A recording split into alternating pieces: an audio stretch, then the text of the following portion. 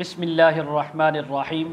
آج اس ویڈیو میں ہم بات کریں گے خواب کے اندر مٹھائی دیکھنے، مٹھائی کھانے یا تقسیم کرنے کے متعلق۔ آپ نے ویڈیو کو مکمل دیکھنا ہے، چینل کو سبسکرائب کر کے بیل آئیکن کے بٹن کو ضرور پریس کرنا ہے تاکہ ہماری ہر نئی آنے والی ویڈیو سب سے پہلے آپ تک پہنچ سکے۔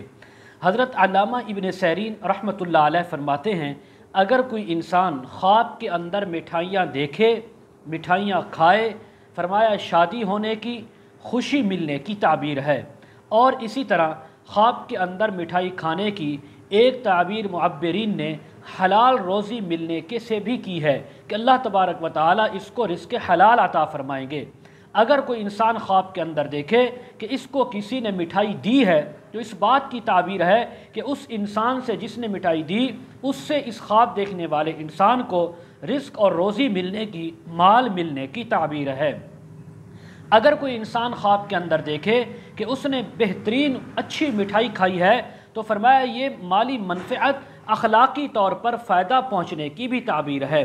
حضرت ابراہیم کرمانی رحمۃ اللہ علیہ فرماتے ہیں، اگر کوئی انسان خواب کے اندر بہترین میٹھی مٹھائی دیکھے یا کھائے تو ایک خوبصورت نوکرانی لڑکی ملنے کی تعبیر ہے۔ اگر کوئی خواب کے اندر انسان دیکھے کہ اس نے مٹھائی کھائی ہے اور مٹھائی سفید رنگ کی ہے اور چمکدار بھی ہے تو اس بات کی تعبیر ہے کہ یہ انسان خود نیک ہوگا، پارسا اور پرہیزگار بنے گا۔ اور اگر مٹھائی کا رنگ سرخ ہے تو اس بات کی تعبیر ہے کہ یہ انسان عیش پسند بنے گا، بدمست ہوگا اور عیاشیوں کے اندر پیسہ لٹائے گا۔